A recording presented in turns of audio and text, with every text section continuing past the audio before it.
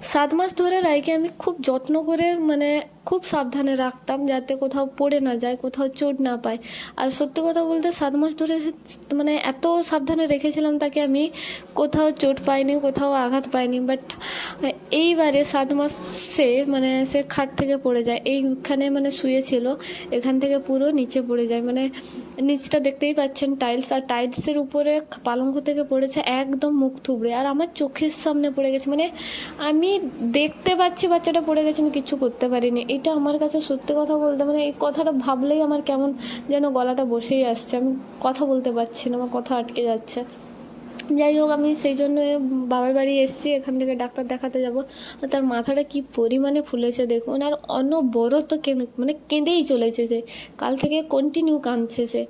এখন শুধু এই ক্যামেরাটা অন করতে সে একটু মানে শান্ত থাকছে।